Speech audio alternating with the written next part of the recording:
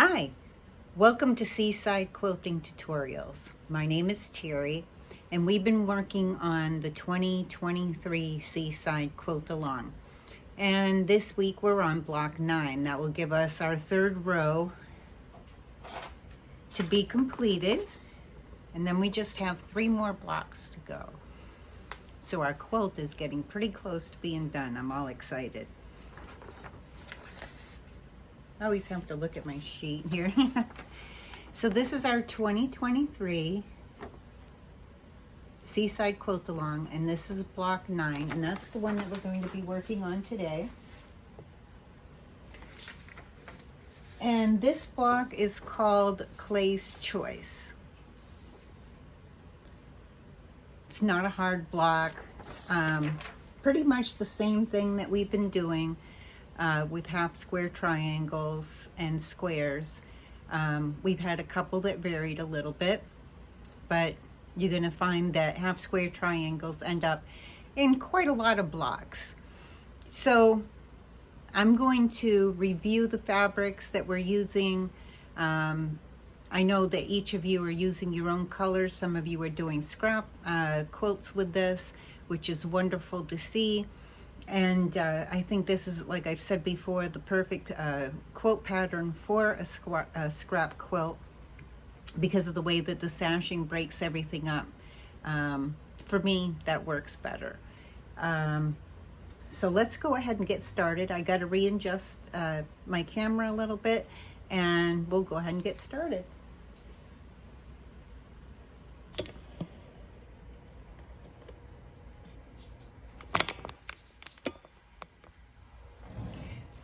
Okay, so we'll be using 5 of our colors in this block. So we have 4 of our background fabric, 4 of our darkest fabric. Yes, 4 and 4. And then we only need 2, it's not quite my medium blue, but it's near the dark blue. I needed 1 other to complement my other colors. This is my medium color, and of course the background color, sorry. So I only need 2, and these are 3 by 3 inches, the ones that we need 4 of. And then, so yeah, and then 3 3/8 on the 2 background, the 2 medium color, and or wait a minute, let me see. Sorry about that. 4 of the medium color, and then 2 of one of your darks. So that's what we needed. You're going to make your half square triangles, and I recommend to just go ahead and make those all at the same time. Let me see, I gotta look at my color chart here.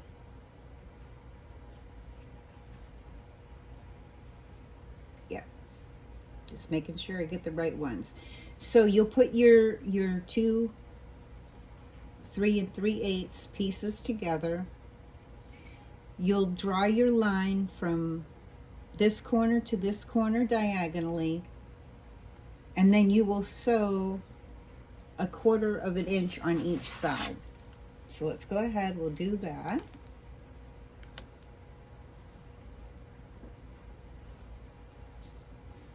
Now, because I feel like each video gets a little more repetitive, I don't want to repeat over and over for you the same things, just because I think for some people it just gets too repetitive.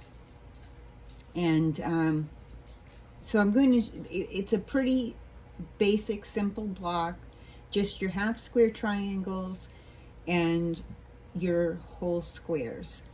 So we're going to, we put our line in the center, we're going to sew 1/4 of an inch on each side, and then we will cut down through the center, and that will give us 2 half square triangles of this coloring and you'll go ahead and make your others. So I'll have also the medium blue that's going to go with my darker blue, and it will be the same for each one. So go ahead and make up your half square triangles, and then we're going to come together and we will look at how the block goes together. Okay, so once you have your half square triangles sewn and you've cut them in the center, you'll square them up to 3 inches. And to do that, you just use your 45-degree line on your ruler, whichever ruler you're using. I'm using the Creative Grids ruler. And I like this one because it has a white line that's 45 degrees and a black line. That way, no matter what color fabric I'm using, I'm able to easily square it up. And you're not taking very much off, as I've told you before. You're just taking little tiny slivers off of your fabric, just very, very tiny slivers.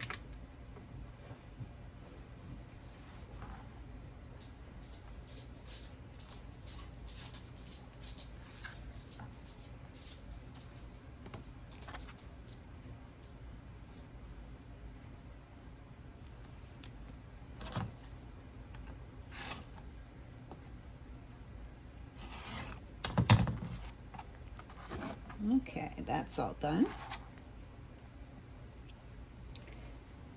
And we can set those aside. And now you'll just use your chart. And I made sure to put the chart both with the letters in them for the colors that were used down here in the cutting chart. And I'm just going to follow my chart and put my pieces in place.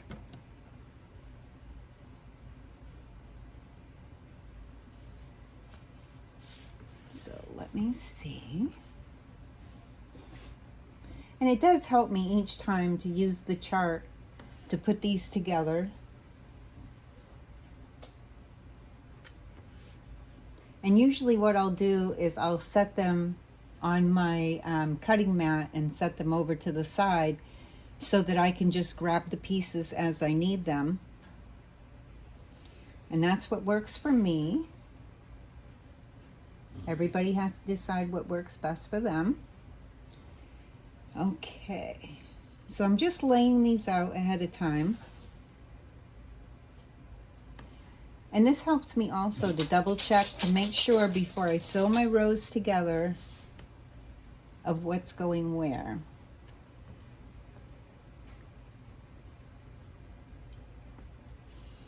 And as we're putting these together, we end up making extra little patterns in our block. So like here, we have a different shape here. As we're putting these together, it will almost have a windmill look to it. Like that. So that's like a whole different design.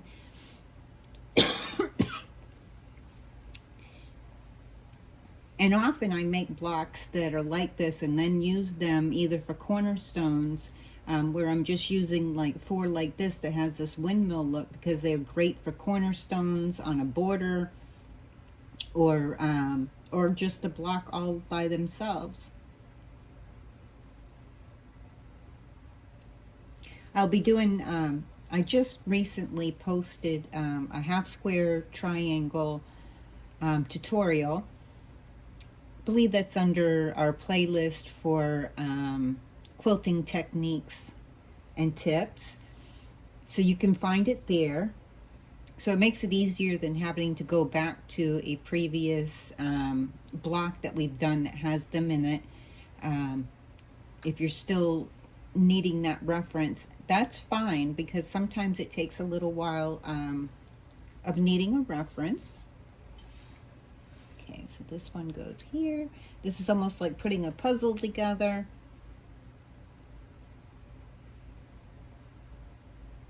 And making sure all your pieces fit. just the way that you want them.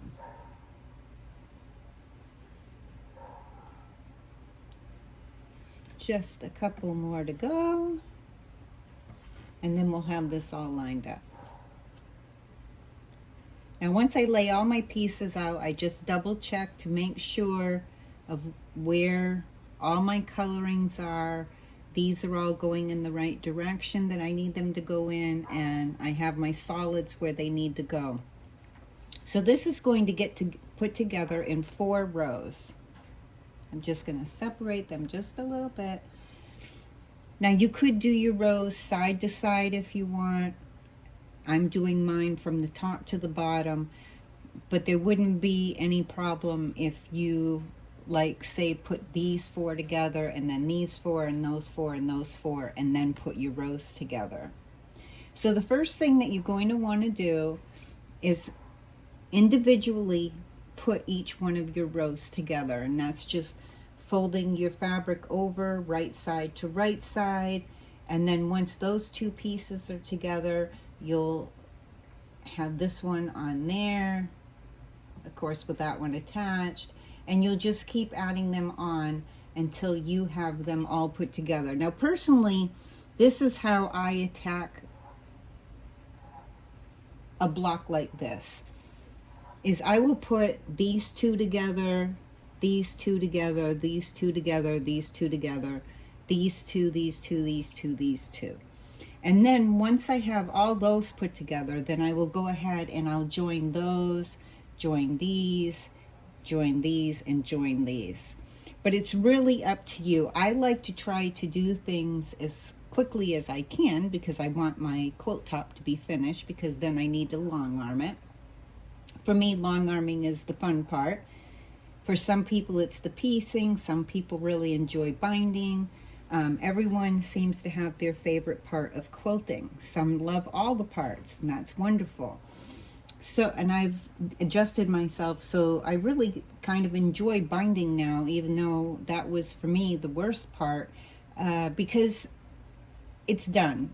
It's that last step, and then I know once I've done my binding, my quilt is finished. So I find enjoyment in it now that I've learned how to do binding, and I will be doing some binding tutorials coming up soon.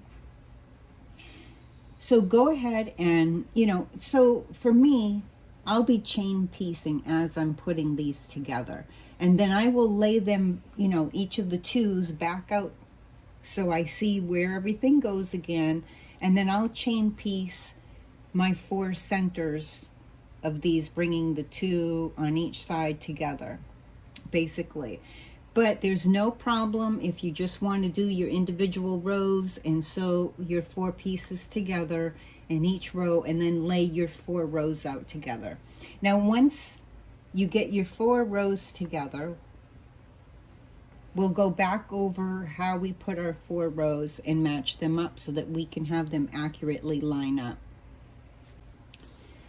Okay, so I should have reminded you of this earlier, to remember that we're using the scant 1/4 inch in the 2.0 stitch length.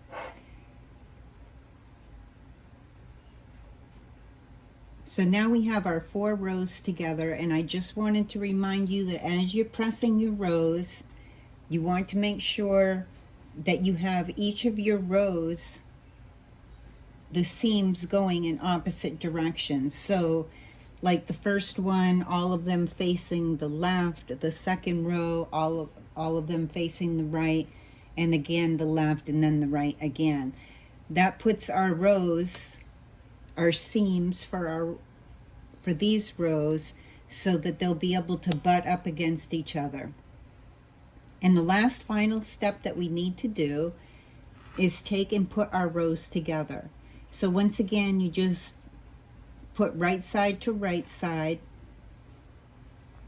and then I always take a pin, I'll butt my seams up to each other and put my pin in, and then double check to make sure that the pin went in straight and that it's where the seams are. That one was almost there. And I like to double check by opening it up and seeing right exactly where my pin has gone through, because then I can see if it's going to match up to each other. That one's just a little off.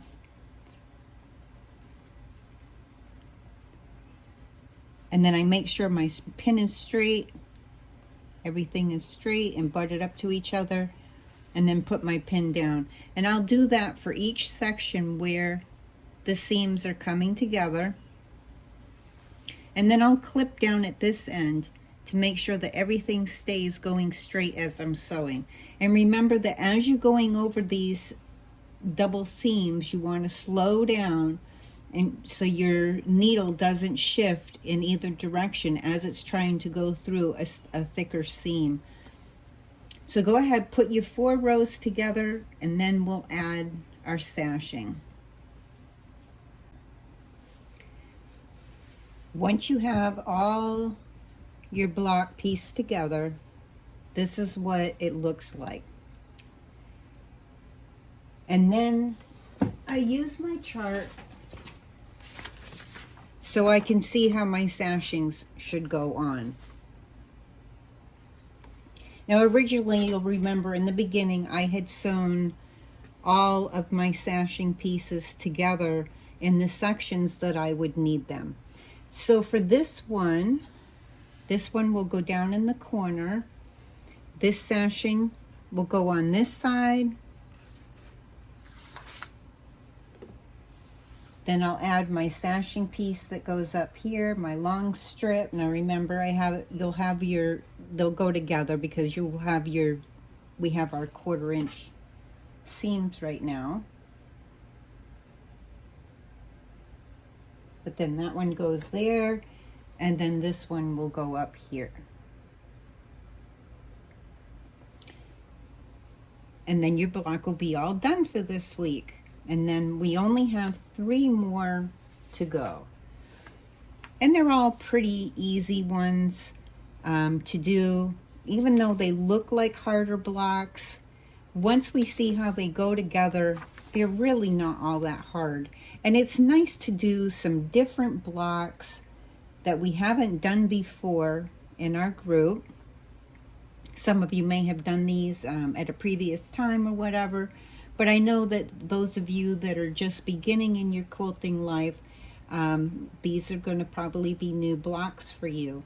And I like to be able to break them down so that you can see really how an intricate looking block can be so simple to put together.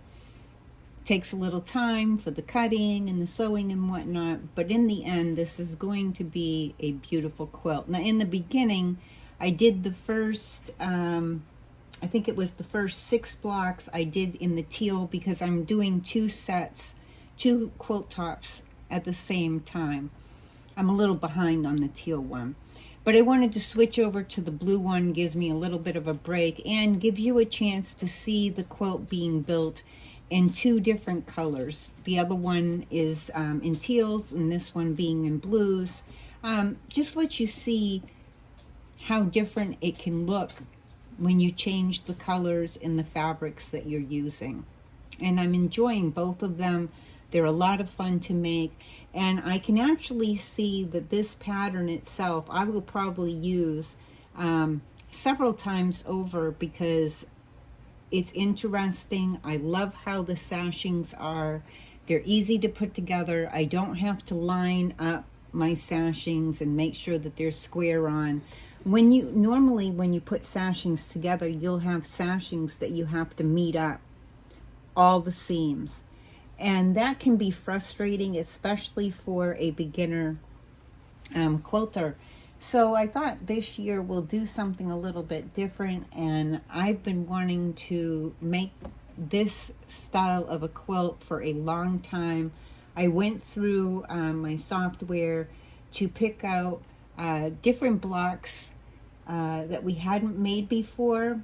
We might have made some of them in the previous one, but there are some new ones, so it's a little different, and to try to go from what was easy to something that looks harder. But really, in all honesty, they just look harder. They're really not hard blocks to put together.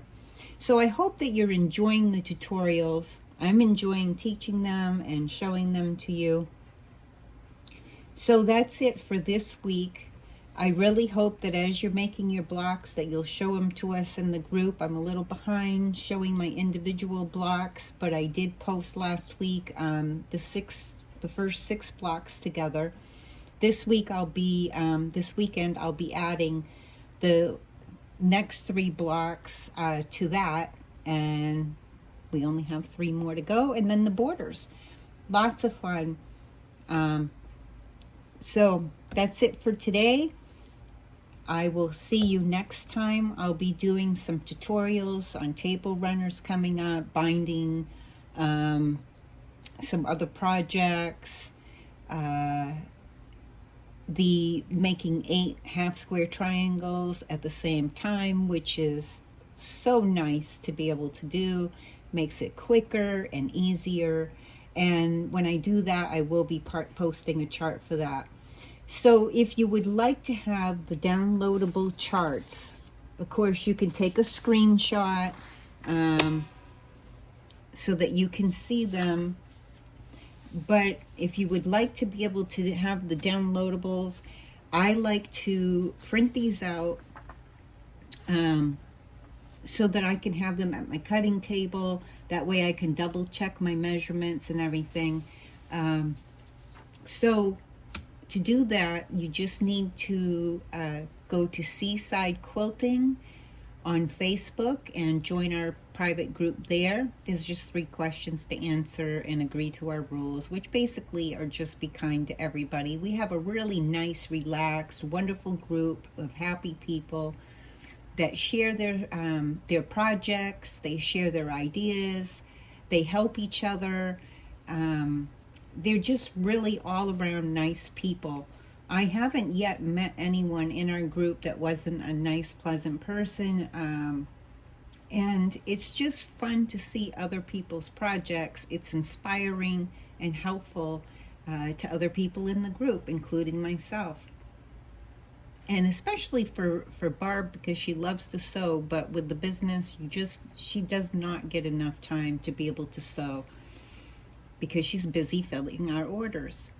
Also, every Tuesday evening at 7 p.m. Eastern Time on Facebook, on the page Seaside Quilting Supplies LLC, we have a sip and shop where we show fabrics and notions and everything that we don't show everything every Tuesday, of course, but different varieties of things and new things that are coming in.